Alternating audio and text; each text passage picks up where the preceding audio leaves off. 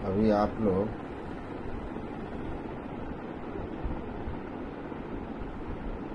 सदगुरु महर्षि मिहि परमहंस जी द्वारा रचित भजन सुन रहे थे।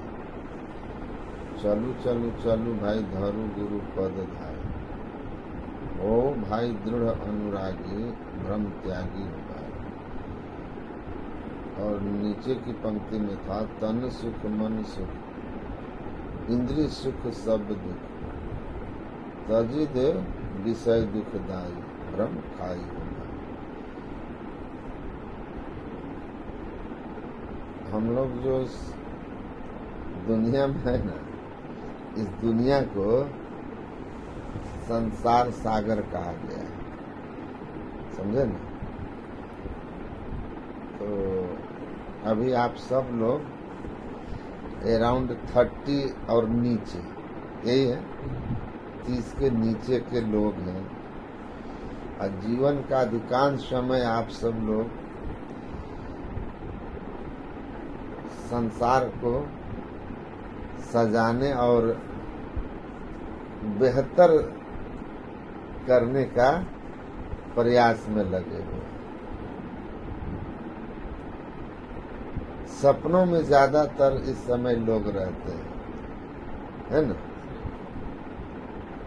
सो करके जो सपना आता है तो उन सपनों का तो कोई मतलब नहीं होता, क्योंकि वे सपने तो बस हमारे इच्छा से नहीं होते। लेकिन ये सपना जो हम जगह जगह देखते रहते हैं, विचारते रहते हैं, भविष्य अपना एक भविष्य का खाका तैयार करते हैं, है ना।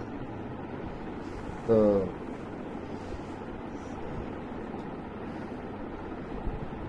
उस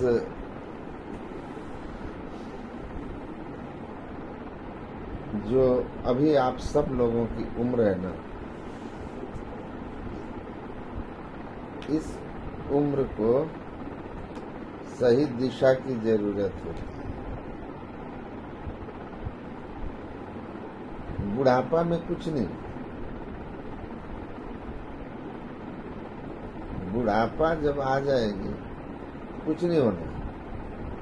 जब संसार में आप किसी काम के लायक नहीं हो, रिटायर हो गए हो, तो फिर परमार्थ के भी लायक नहीं हो। परमार्थ समझते हैं, अर्थ समझते हैं। अर्थ किसको बोलते हैं? अर्थव्यवस्था बोलते हैं ना, इकोनॉमी। अब समझ में आया? पैसा, धन, अर्थ मतलब संपत्ति होता है, धन होता है। मतलब अपने देश की अर्थव्यवस्था मजबूत हो रही है, मतलब देश में संसाधन बढ़ रहा है। डाउन हो रहा है मतलब घट रहा है।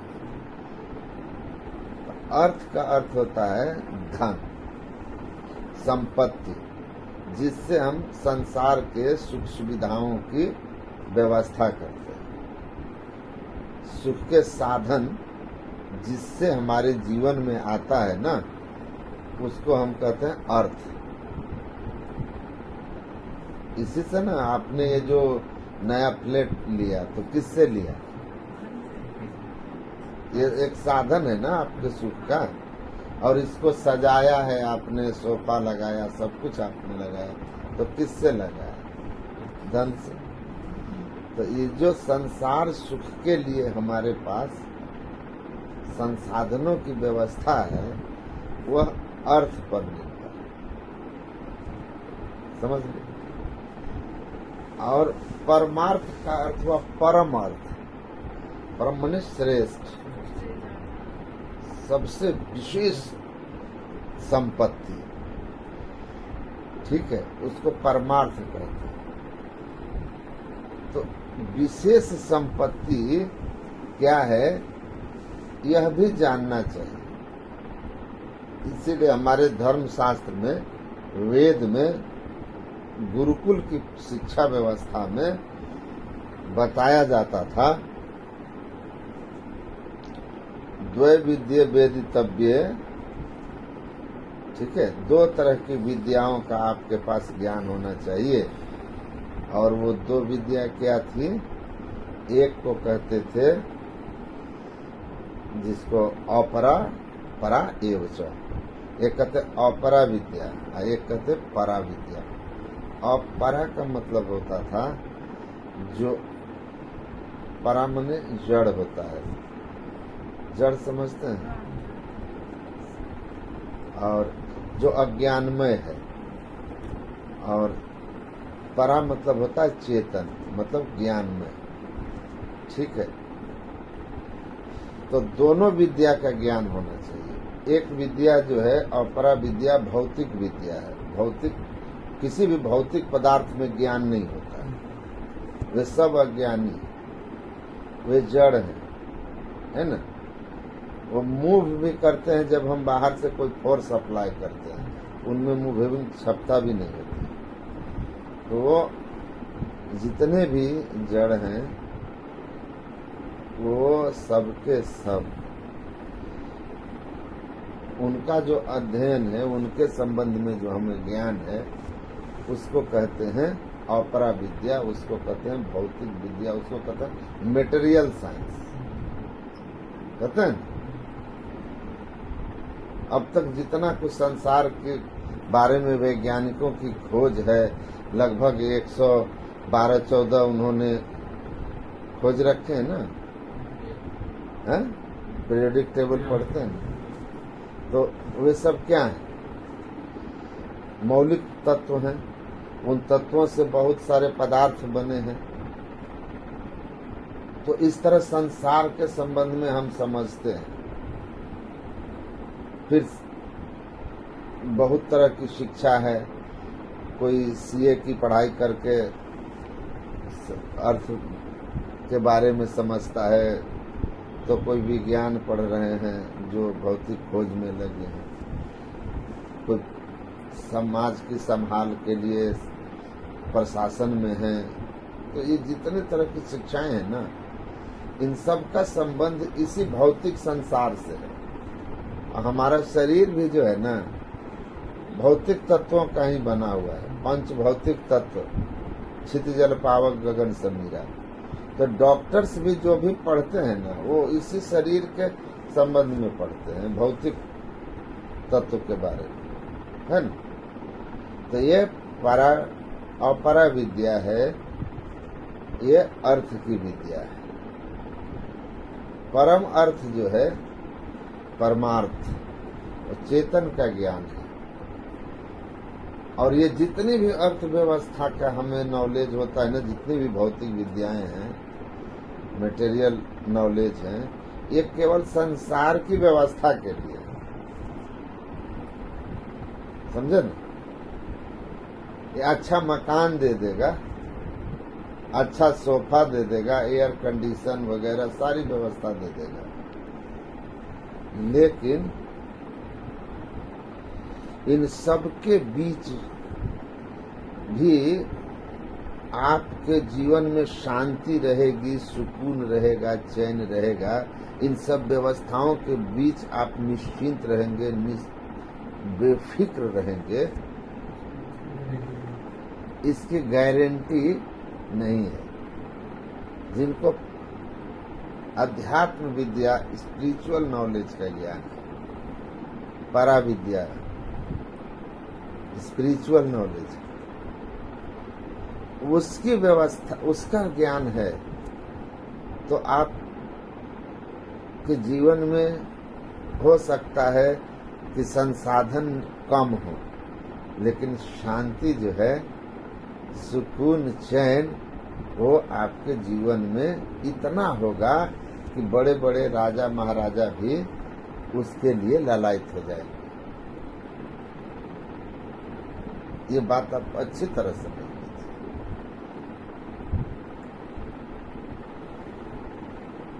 सिद्धार्थ गौतम राजभवन छोड़ के भाग जाते हैं और आजीवन भिक्षाटन करके दुनिया को ज्ञान दे रहा है, मुस्कुराता रहता है, जिसको भगवान बुद्ध कहते हैं, है ना। और संत कबीर, गुरु नानक, रविदास जी जैसे लोग, ये और या जो ऋषि परंपरा में हुए हैं, वशिष्ठ आदि की परंपरा, ये कम से कम सुख सुविधा के बीच परिवार के साथ रहते हैं और उतने मस्त रहते हैं और जीवन पर्यंत लोगों को उपदेश करते रहते हैं। देवराहा बाबा थे ना, उसके पास बिड़ला गए थे मांगने आशीर्वाद कि बहुत लोन लेकर के गुरुजी एक फैक्ट्री लगाए हैं, वो भी घाटे में चल रहा 6 महीने से। एकदम छोटा सा बनिया थे कलकत्ता के। कहा अगर और 6 महीना कंपनी इसी तरह घाटे में चली तो धन सब बिक जाएगा लोन चुकाने में, बच्चे सड़क पर आ जाएंगे, घर भी गिरवी है। अब बराबर जाते थे वो उनके पास, देवराहा बाबा के पास। तो देवराहा बाबा बोले इतनी छोटी सी बात बेटा, जाओ फैक्ट्री चल जाएगी। ऐसी चली फैक्ट्री कि देखते देखते टाटा के मुकाबले में खड़ा हो गया।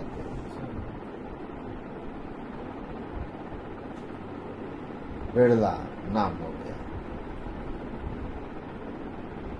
अब वो रहते थे मचान पर, ऊंचा झोपड़ी बना हुआ, उसी पर रहते थे। उनका खुद का मकान नहीं, असामर्थ्य से।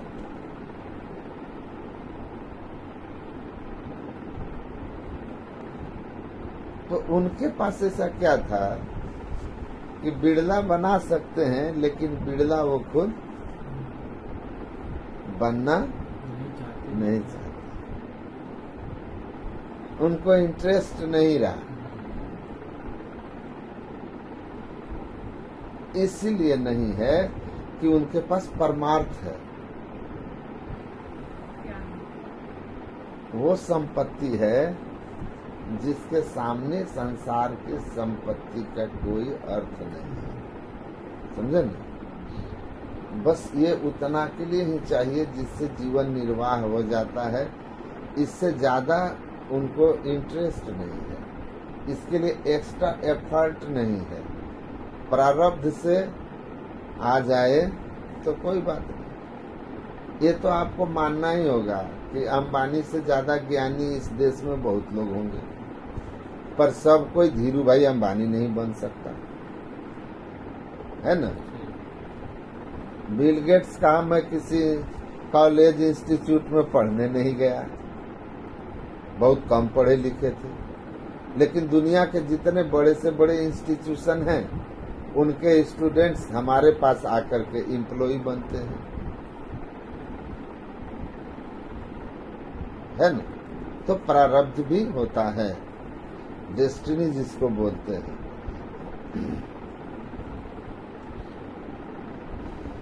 वो अलग चीज है कि मिट्टी को छुआ सोना हो गया, वो अलग चीज है। लेकिन हमारे अंदर, हमारे पास जो है वो पुरुषार्थ है। तो पुरुषार्थ हमारा जो है वो कितना हमारा संसार में लगना चाहिए, हमारे एफर्ट्स कितने होने चाहिए। तो उन्होंने कहा कि तुमको अल्टीमेटली चाहते क्या हो अपनी लाइफ से। तो अल्टीमेटली हम लोग क्या चाहते हैं? दुखाय सुखाय दुख मोक्षाय कुर्वाते दंपति क्रिया का एक लाइन में बता दिया कि सुख पाना और दुख से मुक्त होना, यही नर नारी चाहते हैं। और इसी के लिए उनके सारे प्रयत्न, एफर्ट्स हैं, उनके सारे एक्शंस हैं, सब कुछ इसी के लिए सुखी हो जाए। अब उनको जहां जहां लगा कि सुख हो मिलेगा, उन चीजों के लिए वो प्रयास किया। और भाग्यशाली हैं तो आपको उनमें से बहुत सी चीजें मिल गई जिनको आप सुख के लिए जरूरी समझे और प्रयास किए। जब मिल गया तो अब आपको सुखी हो जाना चाहिए था, लेकिन आपको लगेगा कि जैसे ही वो आएगा लगेगा अब ये कमी है, ये हो जाता ना, ये हो जाता ना, ये हो जाता ना। और इसको कहते हैं मृग मारी सब वहीं प्रपंचन विशेष। ये मृग मरीचिका का खेल है, आपको दौड़ाएगा जैसे मिराज जो होता है, दिखता है पानी पर होता नहीं है, वो भ्रम है। वो गुरु महाराज कहते हैं वैसे तन सुख मन सुख इंद्री सब सप दुख तजिद विषय दुखदाई भ्रम खाइए। वो करें भ्रम कर खाओगे मृगा की तरह, भाग रहे हो, मिराज है, व्यवस्था पर व्यवस्था, व्यवस्था पर व्यवस्था, लेकिन इन व्यवस्थाओं के द्वारा कोई आज तक सुखी नहीं हो सका। व्यवस्थाओं की महत्ता तब है जब उसमें अध्यात्म का पुट डालो और देखो कि जीवन में कैसे ये आपको चार चांद दे आते, मतलब बाहर आ जाएगी जिंदगी में आप। तुलसीदास जी ने एक बड़ा सुंदर सूत्र लिखा है, राम नाम तो अंक है, सब साधन है शून्य, अंक गए कछु हाथ नहीं, अंक लगे 10 गुण। इसका मतलब है कि ये जो हमारी सुख सुविधा है, ये सब क्या है? भौतिक संसाधन जो है वो सुख के साधन है, सुख नहीं है। सुख अलग चीज होता है, ये सुख के साधन है।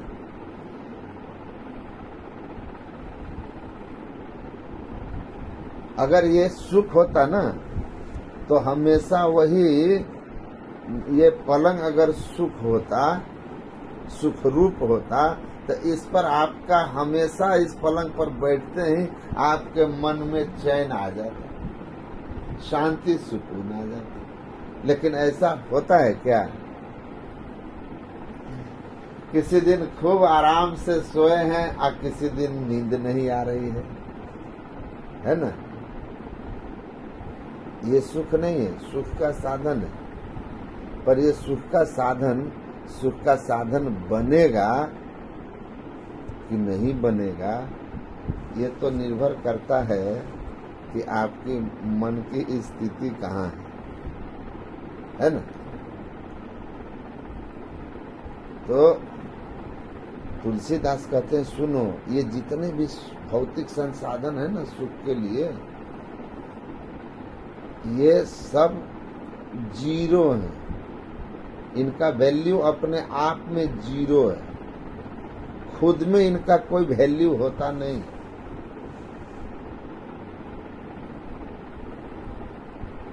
इनका वैल्यू तब होता है